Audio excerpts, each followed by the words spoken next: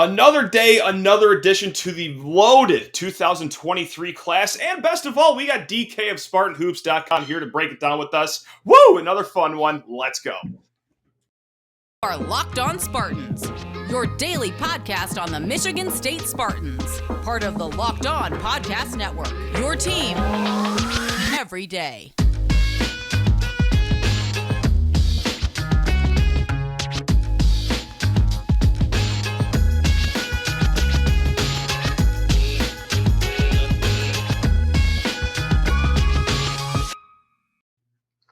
That's right. That's right, you beautiful people. It is the loveliest listeners and viewers of Locked On Spartans, and we're going to get real close to the camera here because if you thought Tom Izzo and the Michigan State staff was dead, you're dead wrong. You're dead wrong. DK, another massive commit. Coen Carr. We're going to talk about it in a hot segment first. I just got to know how you're doing right now, man. You doing okay over there? I'm good, man. The last couple of years of MSU hoops have been a little rough. You know, I start the website, they go on a recruiting haul, and then the seasons just don't quite back it up. So it's been a couple rough years. I think I've been patient, though. I've been hanging in there. I've been taking the lumps, trying to shepherd the people, and now finally we get rewarded. This is a massive bounce back class. What can you say? When it's all said and done, it'll probably end up being 4 top 75 guys. I am really, really high on Cohen Carr, and I just think all the pieces of this class fit perfectly together. So I'm super excited to talk about it. You know, it isn't just Tom Izzo that deserves this great moment. It's not just these hardworking high school kids that are joining this class that deserve this awesome moment of being a Spartan, but let's talk about us for a little bit, all right? Us fans deserve this as well. This is fun. Last 2 years, it's had their fun moments, but overall, okay, starting to get a little nervous, but woo! What a way to bounce back for Tom Izzo with this loaded 2023 class. Before we get more into it, hey, thank you all for making Locked On Spartans your first listen. Please rate, review, subscribe, comment. Do what you got to do to make you happy over there wherever you're watching or listening. Let's just focus on, the man of the hour right now, Coen Carr for now. He is a top 60 rated prospect per 24/7 Sports, 6'7" kid out of South Carolina. DK, you could always say a lot more eloquently than I can.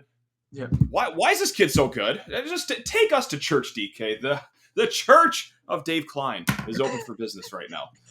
Yeah, so he's playing ball in South Carolina, but he's a Georgia kid originally, but in the South, so you had it right there. 6'7", 200 pounds. I think the first thing that comes off just screaming the page is the athleticism. I think pound for pound, you can make an argument he's the most athletic guy in this class. In terms of like college athletes, he's probably a 1%er. The way that he's able to finish in transition when he gets into the lane in the half court with slashing, there's just a lot to like about it.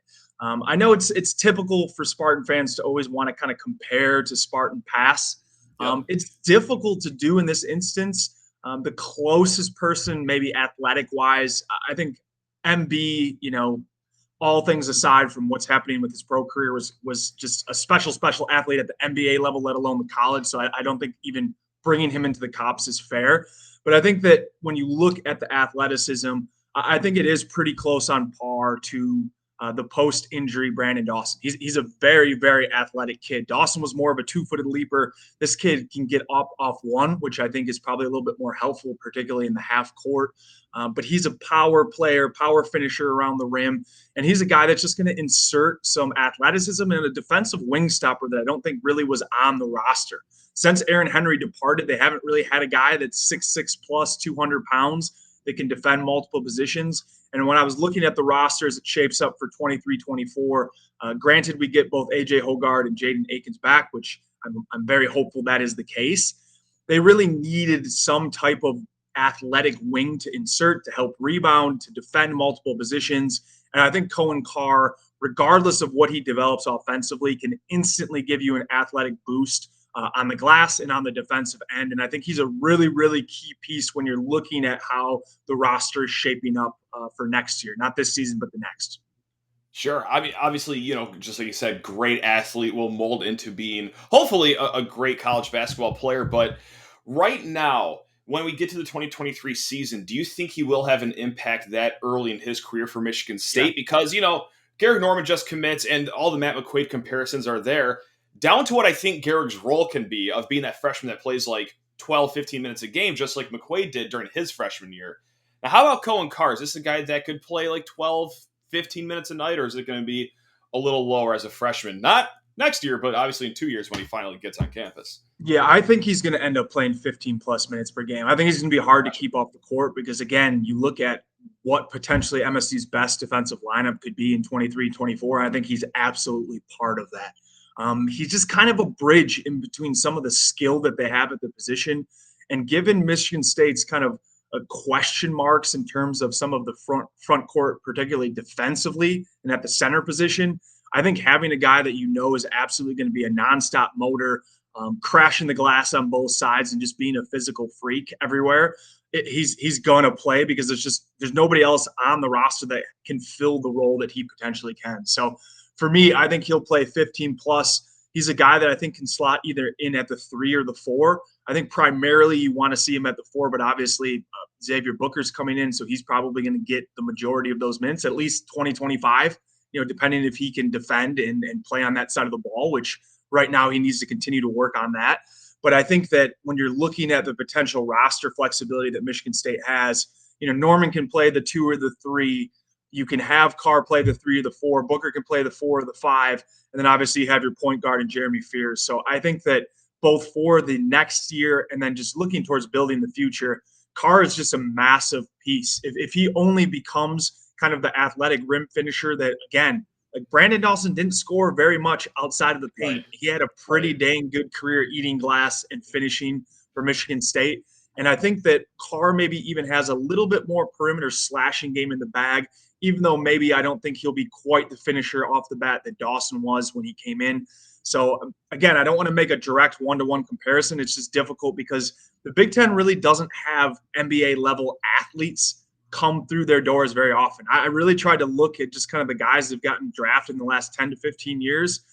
Outside of Miles Bridges and Brandon Dawson, I think Carr is probably the next in line in terms of pure athleticism that I've seen. Maybe like a guy like Victor Oladipo, who was more of a guard than he was a wing. So this having him inserted into what Michigan State has with the skill and talent around it and what his role can potentially be for this roster next year and into the future, I really don't want to understate how important of a piece I think this is. Michigan State hasn't just had a guy be able to kind of own the rim and own around the rim for a while. And I'm really excited to get a kid like this to be able to just get back to cleaning the glass like we're used to. Our 2 field goal defense and then the glass clean, the defensive rebounding has been really poor the last couple of years.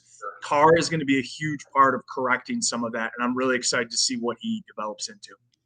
So I want to get more into this loaded class here in the next segment and beyond. But really quick before that, we also, I've been talking about Coen Carr's athleticism, his defense. Do you think just on film alone, obviously there's a long way to go before these guys get here, but is he the best defensive prospect in this class, or is the rangy Xavier Booker top 5? 100%. I don't think I would even hesitate to say he's the best. I think Jeremy Fears is going to be an extremely good ball hawk, but he's 6'1" and he's a little bit smaller frame. I think Carr is going to have the ability to guard 1 through 4 when it's said and done. Maybe not right off the cusp, but he's a guy that'll be able to defend 2 through 4. And I think as he gets more comfortable and stronger and gets in the system and just has a better idea, I think the fit is really good for both parties because he's an NBA level athlete. He needs to be able to develop some offensive package to be able to get to the pros. But I think it's a situation where the NBA wants 3-and-D type guys. That's the prototype. They want guys that are 6'6", 6'7", built, athletic, they can defend the position and knock down shots. So if Michigan State can get his jump shot a little further along, I think it's a situation where defensively Izzo and the staff are going to be able to get him right. It's just a matter of how far his skill set can come. So I really think the marriage between the two is great. They haven't had somebody who's potentially as versatile and as athletic as him in a while. And I think it's going to be a really good fit. No doubt about it, and it fits great with this dynamite 2023 class, which we will get to in a hot second. But DK, I just got to say goodbye to your lovely face for a hot second, and I feel horrible about it, but I feel great about what the folks at BetOnline are doing. That's right, they are your number one sports betting site, gang.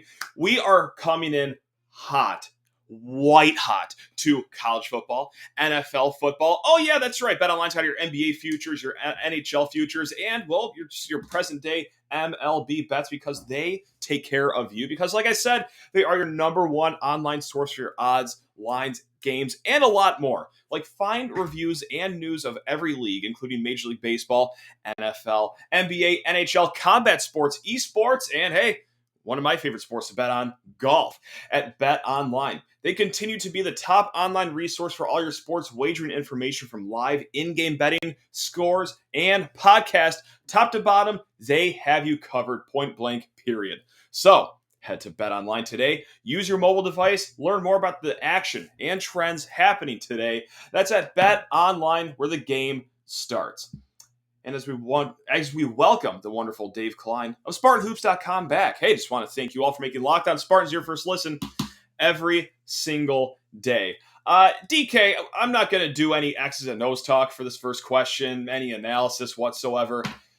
Dude, my brother, my partner, how fun is this? Like, how much of a blast has this been just seeing Tom Izzo at the spry age of 67 just stack a class that is now ranked third in the country, tied with Ohio State behind Duke and Kentucky. But wow, man, this last few years were, tugging the collar a little bit. But man, now he's got his class all locked and loaded before September even begins. This is amazing. I'm having the time of my life right now. Let's go into the mind of DK. How's life on your end going?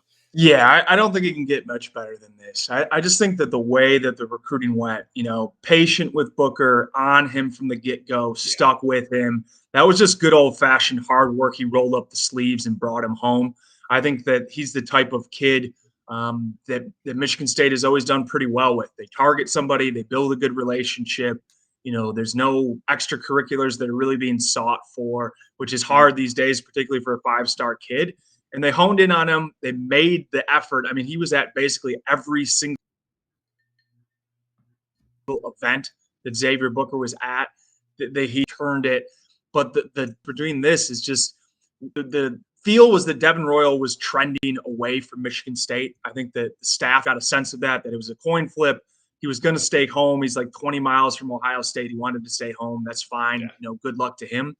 But the fact that the staff was proactive in expanding the board, which we haven't really seen of late. They go and they target Garrick Norman. They bring him in for an official visit. He commits 2 days after the official visit. They bring in Coen Carr, another name we haven't heard of, up until the week leading until he takes the visit. A week later, 10 days later, now he's committing to Michigan State. That's big boy recruiting. And to pluck them from some of the teams that were in Illinois, Auburn, a couple other teams were in late for an early push on Norman. And then Cohen Carr, that SEC kid, that's a difficult pick. He's a kid that could have gone to Tennessee, Georgia, maybe South Carolina, some of the teams that he's a little bit more familiar with. They end up being able to pitch him on his role here. So I think that the way that Michigan State went about their business makes me maybe the most excited. Expanding the board, getting out of the region, which they really haven't done a ton. They're mostly recruiting the Midwest, going to get a Texas kid, get a Georgia kid that's playing in South Carolina, and then 2 Indiana kids. I think it's a situation where you really just have to be all around happy about the way that they were aggressive and adaptive in this situation. Because I think the one thing that the fan base has been clamoring the last couple of years, particularly with the portal becoming a larger portion of how recruiting is going about, is that if Izzo is going to kind of stay away or be extremely selective in the portal, then he absolutely needs to be able to hit some home runs in the high school classes. And for him to basically have 2 kind of off seasons by Michigan State standards, by the standards he set himself, and then back that up with a top 10 class, in 2020, 2021, right? Was it 2021 or 2020? Yeah. Just 2021. Yes, it's 2021. Yeah. Christie, Akins, and Brooks. Yeah. Then they kind of have a little bit of a down cycle where they miss on their wing forward targets and Ty Rodgers and Isaac Trout. He pivots and finds Jackson Kohler in 22. And now to stack another top, what'll probably end up being a top 5, top 6 class in the country in two out of 3 years span, I think it really speaks to the fact that the juice is still there. He still has what it takes to be able to recruit the high school kids.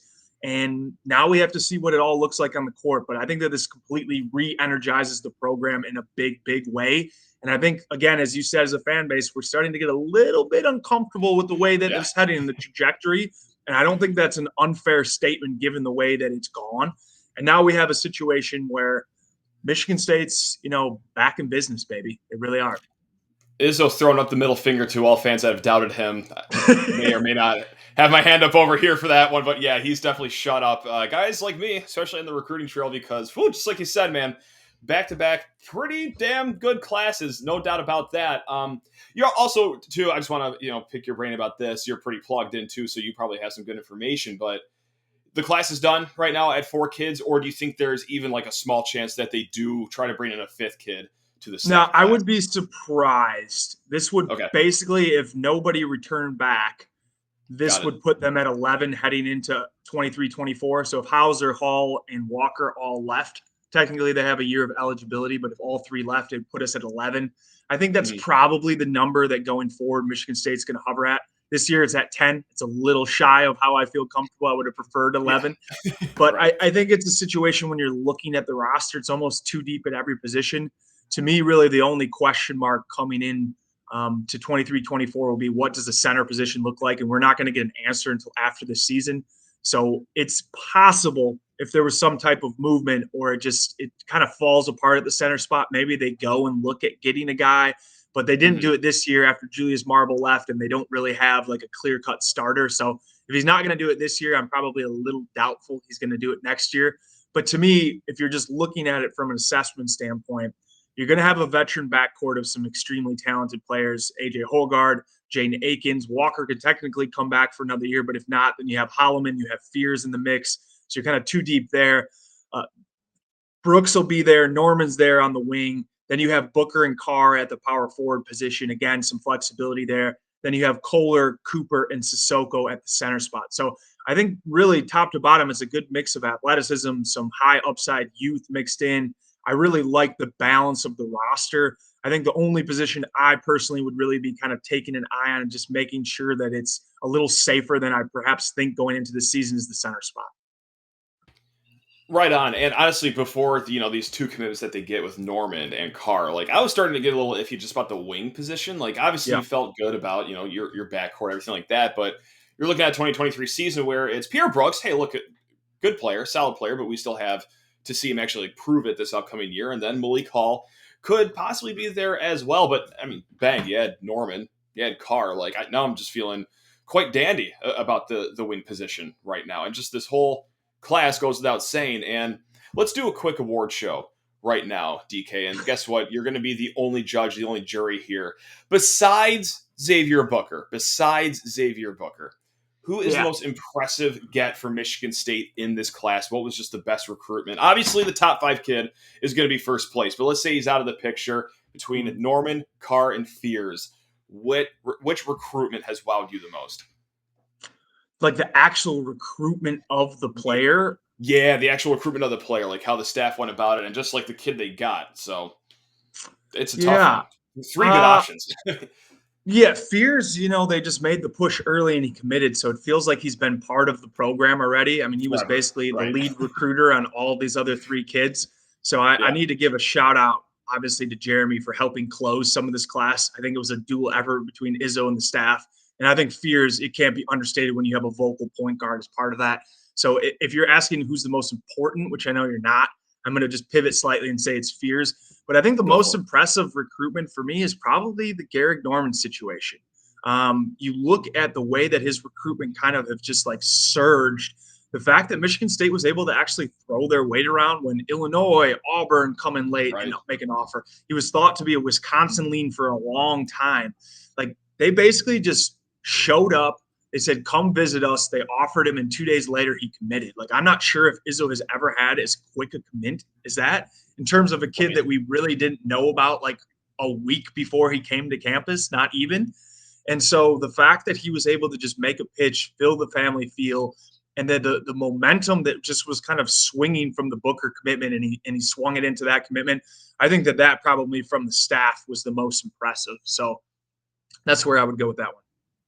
And also looking around the rest of the Big Ten too, because right now, Michigan State's got 4 commits. They got this outstanding class. And just like, you said, they're probably done. They're probably done stacking up this 2023 class. There are 3 programs in the Big Ten in Northwestern, Illinois, And also that school down the road, we're looking at 0 commits for them right now in the 2023 class. Obviously, it's going to change, okay? Like, they are going to get commits. But I'm just setting up the question of why is it so important, or what's the biggest key into Michigan State just already being done with their 2023 class before September? Does this give them more time to focus on 2024? Is that kind of a myth? Or what's the biggest benefit here to closing up shop here in August? Yeah, I think it's the security of knowing that you've locked in 4 kids who could all contribute day one to the program heading into the next year. You know, we've been in so many recruitments where, especially for the top kids that, you know, Michigan State would target, and it's down to Duke or it's down to Kentucky and Michigan State, and like sweating those out into the season, into April, into the next year to know if you're going to actually get that kid. I think that what you have is just a lot of comfort. I think that you should just look ahead and be like, now we get to sit into the season. It changes kind of the outlook of this one, because I do think that there's going to be some ups and downs this season. The non-conference schedule is absurd. I mean, there is so much that can potentially go the other way for Michigan State. You start with Gonzaga on the aircraft carrier game. You're going to play one of the best centers in the entire country in Drew Timme. Then you back that up with, oh, don't worry, Oscar Tshiebwe. They just got another kid who's a center that's a beast that reclassified to 22. So, you know, the first 2 games, you got to find a way to maybe try to split those to get some momentum going. None of that's guaranteed.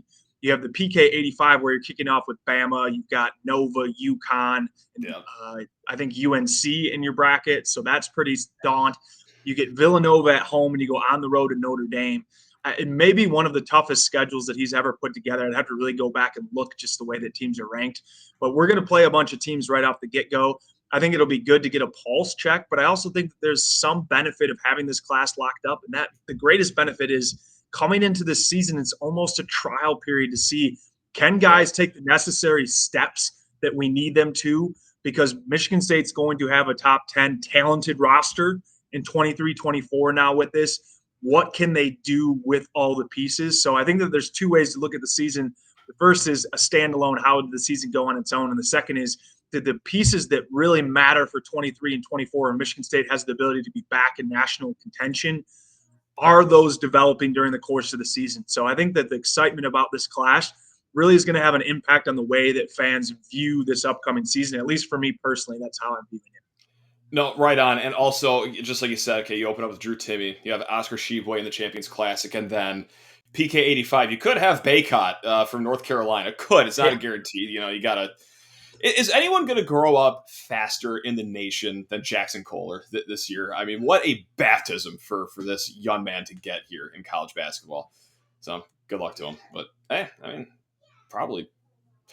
I like what I saw from him for Moneyball. And I know that's a ridiculous thing to say, right? Because what are you going to get out of Moneyball? But just the way he went about it, like this, he's shown that he has like a blue collar work ethic to like everything. I swear, like, I could have a game of lightning going on in my driveway, and I think he would show up 20 minutes before, get a stretch in, start crunching like down all of our games. Like he would take it more seriously than anyone else would. So I don't know. I'm already high in Jackson Kohler, and he hasn't even taken a dribble in regulation basketball yet for Michigan State. So that's just I guess it's not even a question. I just wanted to talk about Jackson Kohler, and that's fine.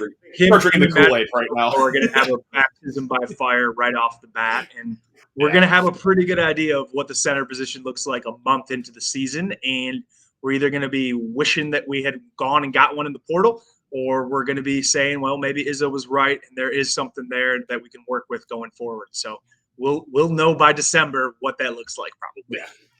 No doubt. And before I get you out the door, DK, of SpartanHoops.com, that's right. I'm going to throw you a curveball here because we are coming in hot to football season.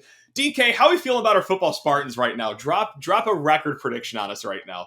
That's right. Throwing you a curveball. So I think regular season it ends up being 9-3.